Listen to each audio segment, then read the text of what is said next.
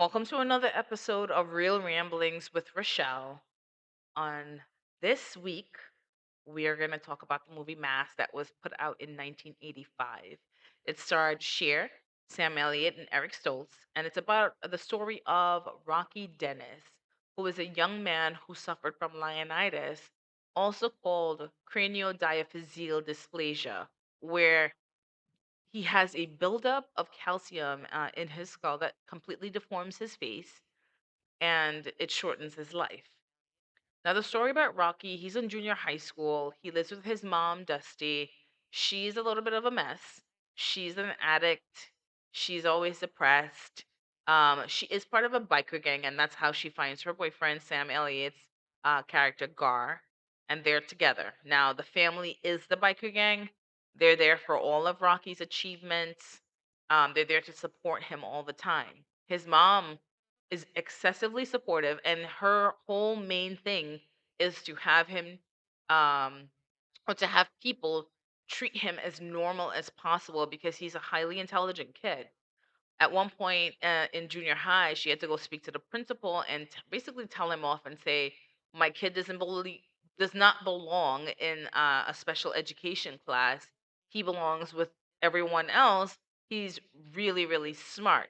And she threatens him in a way, and he changes the classes or whatnot and gets him, you know, into all of the regular classes. They kind of laugh it off because kids can be mean, but he had a really big support system in his mom. Now Rocky helped his mom to kick her drug habit and kind of step up and be the parent during this movie. He also at one point kind of falls in love during summer camp where the teacher recommended, or the principal, I'm not sure who it was, but they recommended that he volunteer at this blind camp.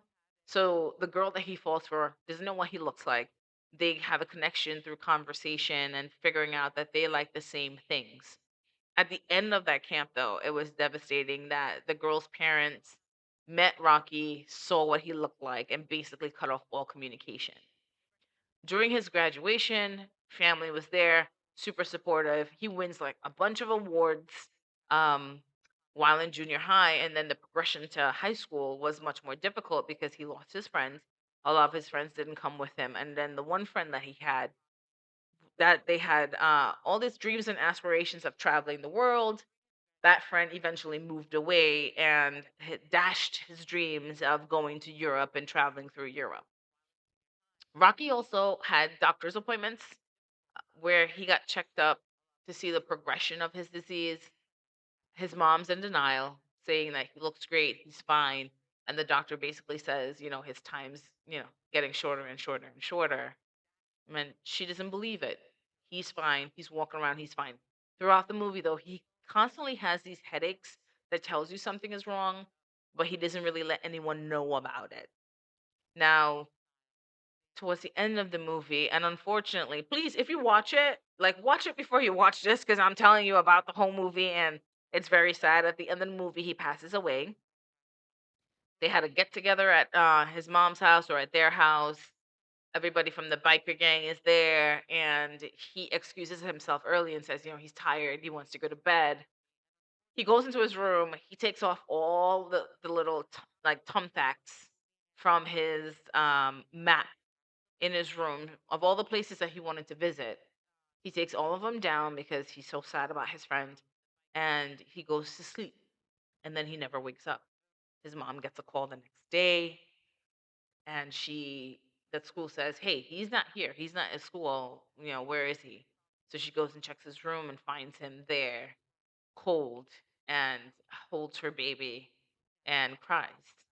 I mean, it's such an emotional movie and it's such great acting that I highly recommend taking a step back in time. It's not that far back in time, but taking a step back to the 80s and checking out another great movie, Mask. 1985 is when it was put out. Such a good movie. And that's it. Here we go. Hopefully next week I'm not stuck in the 80s, but you'll have to watch to see. And I'll see you next time on Real Ramblings with Rochelle.